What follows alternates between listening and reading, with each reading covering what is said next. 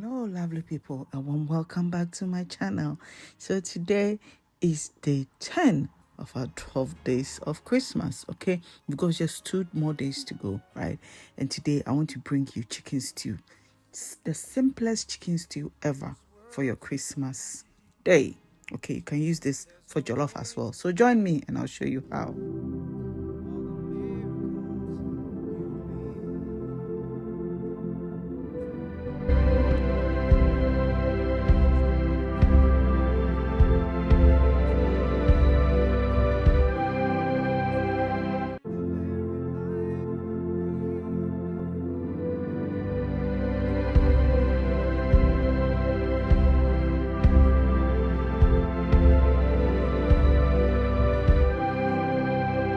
I start by steaming my chicken, and I'm using this same marinade I used for my chicken soup. Okay, so this is half of it, and I'm adding my salt. Okay, enough salt to season the meat very well. I always stress on this: season your meat very well, otherwise at the end it won't taste good. Okay, so I cover it for it to boil, and once it boils, I'll go in to stir.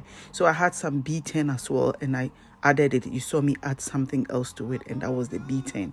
I had it sitting there, so let me add it, for good measure, right? Okay, so I've gone in to give it a stir. I'll cover it again for it to, jump over a bit, including faso kakra. Then it's ready to be fried, right? Okay, so I have my oil, and I'm adding bicarbonate of soda or baking soda.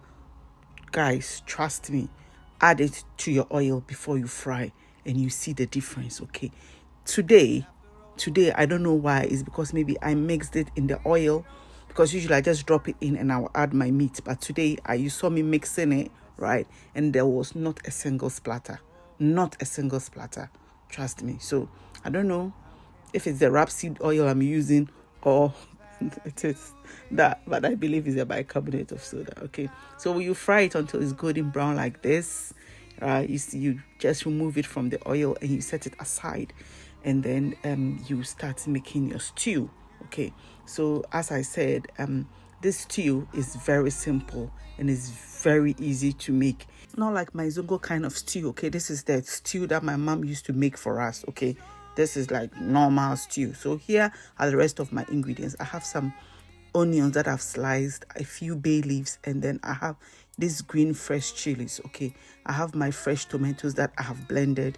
Okay, and I have my chili powder, right? And then tomato puree, and then my jollof spices. I'm going to be bringing you this recipe very soon. Okay, so in a saucepan, I heated some oil, and I'm adding my onions, okay, to just fry it a little bit. Okay, so once it's sort of translucent or a little bit brown, okay, I'm going to take some out. Okay, you see me that I'll scoop some into my blender, including a couple of the bay leaves, and I'll blend it and I'll add it to the rest of the onions. Okay, so I'm going to give it a blend, and then I'll come back and there I pour that in. So it's the same onions that I just took out that I blended, right?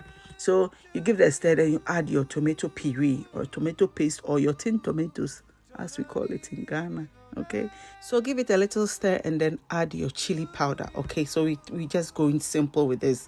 We are not going kuntaimbia. Okay, stir it, and here it is the green chilies that we fried with the onions. I just thought to show you that it's gone black. Okay, so here I'm adding my jollof spices. Okay, which I'm going to bring you the recipe soon, as I mentioned earlier. Okay, so yeah, you give it a stir and then you add your tomatoes, right? So stir again, and then you wash any blenders or any bowls or whatever you put your ingredients in, and you add it to it, and then you're going to let it boil. Okay, so what I did is I added water, okay, from washing the blender, and then I give it a stir, right? So it's about 1 liter of water, and then I'll cover it for it to boil. Okay, once it boils, I go in to stir, because sometimes these saucepans, they can be very tricky.